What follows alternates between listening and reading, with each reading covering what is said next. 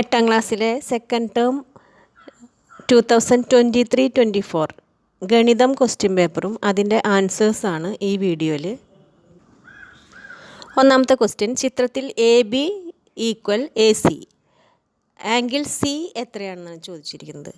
അപ്പോൾ AB = AC, ABയും തുല്യമാണ്, ABക്ക് തുല്യമാണ് AC. വശങ്ങളുടെ എതിർകോണുകളും തുല്യമായിരിക്കും. അപ്പോൾ AC-യുടെ ഓപ്പോസിറ്റ് വരുന്നത് 55 ഡിഗ്രിയാണ്, 55 ഡിഗ്രിയാണ്. അപ്പോൾ അതേ ആംഗിൾ തന്നെയായിരിക്കും, കോണായിരിക്കും AB-യുടെ ഓപ്പോസിറ്റ് വരുന്നത്. അപ്പോൾ ഇവിടെ റെഡിൽ മാർക്ക് ചെയ്തേക്കണത് കണ്ടോ. അപ്പോൾ ABക്ക് ഓപ്പോസിറ്റും 55 ഡിഗ്രി, 55 ഡിഗ്രി തന്നെയായിരിക്കും. അതായത് ആംഗിൾ C എന്ന് പറഞ്ഞാൽ 55 ഡിഗ്രി. ആംഗിൾ A എത്രയാണ്? അപ്പോൾ രണ്ട് സൈഡും സമപാർശ്വ ത്രികോണമാണ്, ഐസോസെലസ് ട്രയാങ്കിളാണ്. അപ്പോൾ ഇതിൻ്റെ ബേസ് ആംഗിൾസ് ഈക്വലാണ്. അപ്പോൾ അതിൻ്റെ 3 ആംഗിളും കൂടി കൂട്ടിയാൽ നമുക്ക് 180 കിട്ടണം. അപ്പോൾ ആംഗിൾ A എന്ന് പറഞ്ഞാൽ 180 നിന്ന് ബാക്കിയുള്ള 2 ആംഗിൾ ആഡ് ചെയ്തിട്ടുള്ളത് മൈനസ് ചെയ്തിട്ടുണ്ടെങ്കിൽ ആംഗിൾ A കിട്ടും, അതായത് 70 ഡിഗ്രി. രണ്ടാമത്തെ ക്വസ്റ്റ്യൻ, ഒരു സമബഹുഭുജത്തിൻ്റെ ഒരു ആന്തരകോൺ 135 ഡിഗ്രിയാണ്. ഒരു പുറംകോണിൻ്റെ അളവ് എത്ര? ഇപ്പോൾ ഇതുപോലെ അകത്തെ കോണ് 135 ആണ്, ആന്തരകോൺ 135 ആണെങ്കിൽ പുറത്ത് അത് ഒരു രേഖീയ ലീനിയർ പെയറാണ്. അതായത് 2 ആംഗിളും കൂടിയും ആഡ് ചെയ്താൽ നമുക്ക് 180 കിട്ടണം.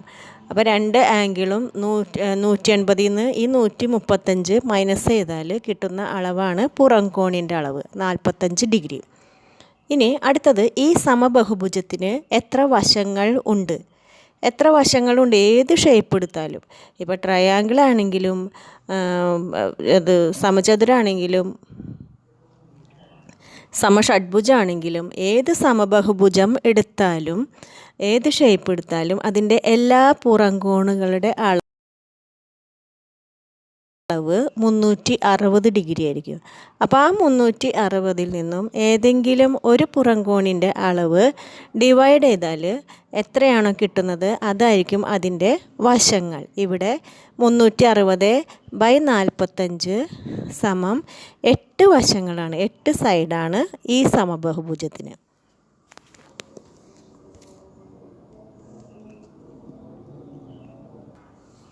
മൂന്നാമത്തെ question, x + y² = x² + y² + 2xy എന്ന ആശയം ഉപയോഗിച്ച് 101ൻ്റെ വർഗം കണക്കാക്കുക. ഇത് a + b² എന്നുള്ള ഫോമാണ് അല്ലേ. അതായത് a² + 2ab + b².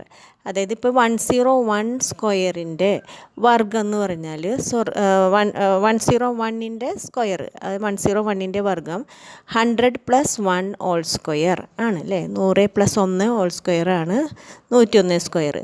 അതായത് a + b². a എന്ന് പറയുന്നത് നമ്മൾ 100 എടുത്തു, b എന്നുള്ളത് 1 എടുത്തു.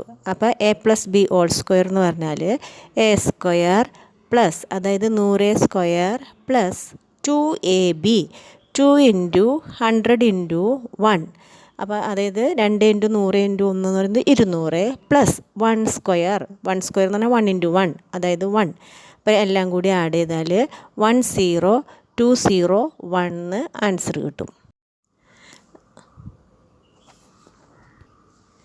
നാലാമത്തെ ക്വസ്റ്റ്യൻ, ഒരു ക്ലാസ്സിലെ ആൺകുട്ടികളുടെയും പെൺകുട്ടികളുടെയും എണ്ണം 4:3 എന്ന അംശബന്ധത്തിലാണ്.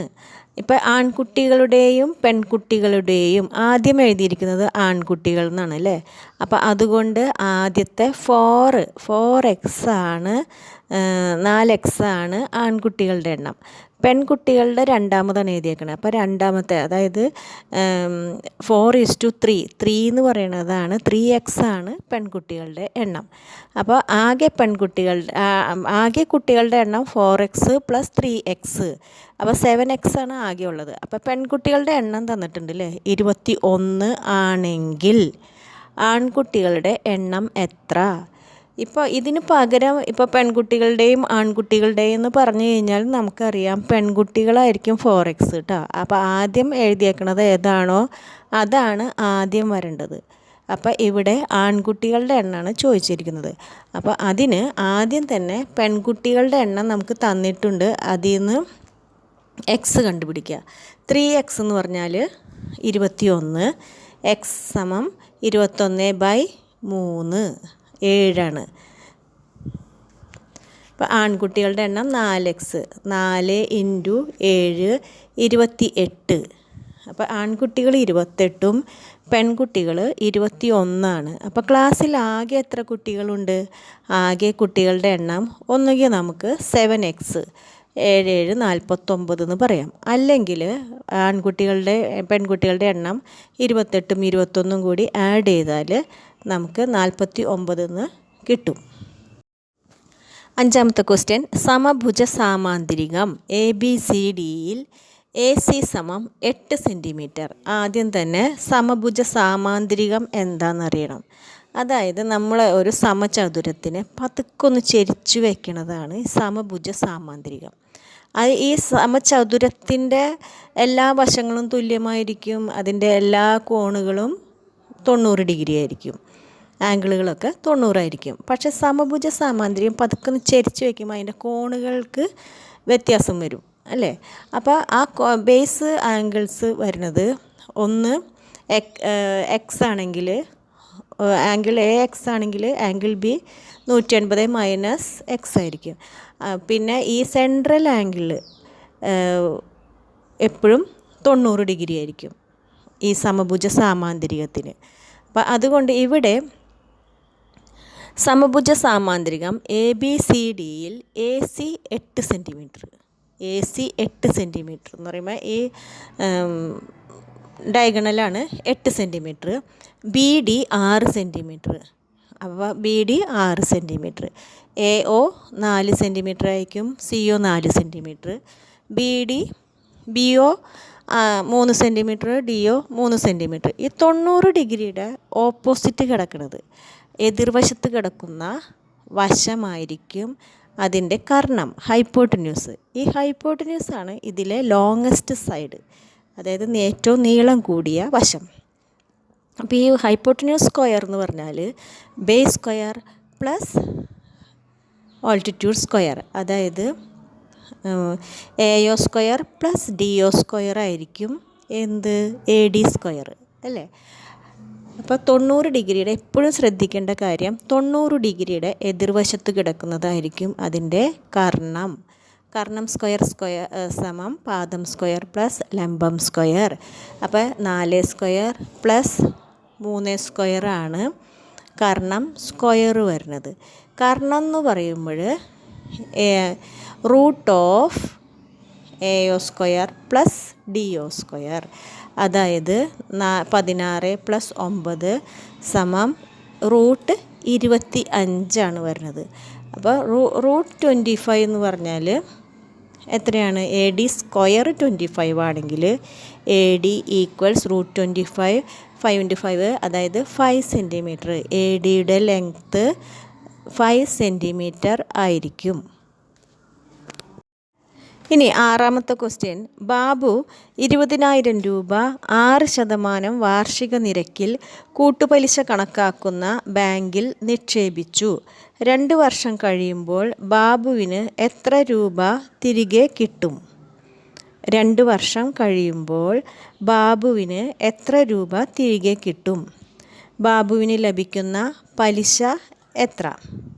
അപ്പോൾ ആദ്യം എമൗണ്ട് ഏതാണോ ബാങ്കിൽ നിക്ഷേപിച്ചത് അതാണ് പ്രിൻസിപ്പൽ എമൗണ്ട്, അതായത് 20,000 രൂപ. അതിൻ്റെ ഇൻട്രസ്റ്റാണ് 6%. അപ്പോൾ ആനുവലി എന്ന് പറഞ്ഞില്ലേ, കോമ്പൗണ്ടഡ് ഇൻട്രസ്റ്റ് കണക്കാക്കുന്നത് വാർഷിക ആനുവലിയാണ്. അപ്പം നമ്പർ ഓഫ് ഇയേഴ്സ് എത്ര വർഷത്തേക്കാണ്? 2 വർഷത്തേക്കാണ് ഇട്ടിരിക്കുന്നത്. എന്ന് പറയുന്നത് 2 അപ്പോൾ വാട്ട് എമൗണ്ട്, എത്ര കാശ് അവന് എത്ര രൂപ 2 വർഷം കഴിയുമ്പോൾ തിരിച്ചു കിട്ടും?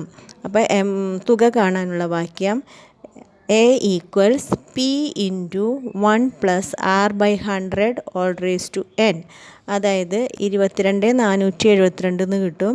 അപ്പോൾ ഇൻട്രസ്റ്റ് കണക്കാക്കാനായിട്ട് അതിൻ്റെ പലിശ എങ്ങനെയാണ് 22,472 രൂപയാണ് നമുക്ക് 2 വർഷം കഴിയുമ്പോൾ കിട്ടണത്. അപ്പോൾ 20,000 നമ്മൾ ബാങ്കിൽ ഡെപ്പോസിറ്റ് ചെയ്തത് അതങ്ങ് മൈനസ് ചെയ്ത് കളഞ്ഞാൽ ബാക്കി വരുന്ന 2,472 രൂപയാണ് അതിൽ.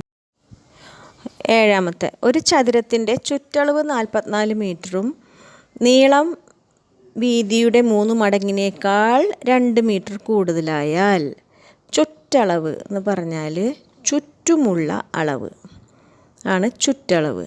അപ്പോൾ ചുറ്റളവ് 44 മീറ്ററും നീളം വീതിയുടെ 3 മടങ്ങിനേക്കാൾ എന്ന് പറഞ്ഞാൽ ഇതിൽ കുറവ് ചെറുത് വീതിയാണ് അല്ലേ. അപ്പോൾ വീതിക്ക് എക്സ് എന്ന് കൊടുക്കുക. അപ്പോൾ വീതിയുടെ 3 മടങ്ങ് എന്ന് പറഞ്ഞാൽ വീതി ഇൻറ്റു 3, അതായത് എക്സ് ഇൻറ്റു 3x നേക്കാൾ 2 മീറ്റർ കൂടുതൽ എന്ന് പറഞ്ഞാൽ +2. അപ്പോൾ നമുക്ക് നീളവും കിട്ടി വീതിയും കിട്ടി. അതായത് ഒരു എക്സും 3x എന്ന് പറയുമ്പോൾ 4x + 2, 4x + 2 നീളം പ്ലസ് വീതി, അതായത് 22 മീറ്റർ. 44ൻ്റെ പകുതിയാണ്, അതായത് ചുറ്റളവിൻ്റെ പകുതി.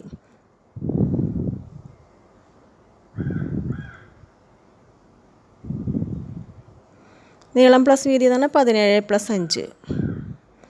നീളം പ്ലസ് വീതി 17 + 5 നീളം പ്ലസ് വീതി 22 മീറ്റർ. എപ്പോഴും യൂണിറ്റ് എഴുതാൻ മറക്കരുത്. മീറ്ററാണ് ഇവിടെ, സെൻറ്റിമീറ്റർ അല്ല മീറ്ററാണ്. അപ്പോൾ അതുകൊണ്ട് 22 മീറ്ററാണ് നീളം പ്ലസ് വീതി. നീളം 17 മീറ്ററും വീതി 5 മീറ്ററും. ഇനി എളുപ്പത്തിൽ വേണമെങ്കിൽ ഇങ്ങനെയും എഴുതാം കേട്ടോ. ചുറ്റളവ് എന്ന് പറയുന്നത് 44 മീറ്റർ ആണല്ലോ. അപ്പോൾ നീളം പ്ലസ് 2 × L + B ആണ് 44. അപ്പോൾ L + B നീളം പ്ലസ് വീതി എന്ന് പറയുന്നത് 44നെ 2 കൊണ്ട് ഡിവൈഡ് ചെയ്താൽ നമുക്ക് 22 എന്ന് കിട്ടും. അങ്ങനെയും എഴുതാം, ഇതുപോലെയും ചെയ്യാം.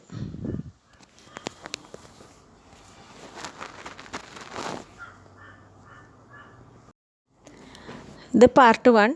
ഇനി പാർട്ട് 2-ൽ അടുത്ത ക്വസ്റ്റ്യൻസും അതിൻ്റെ ആൻസേഴ്സും.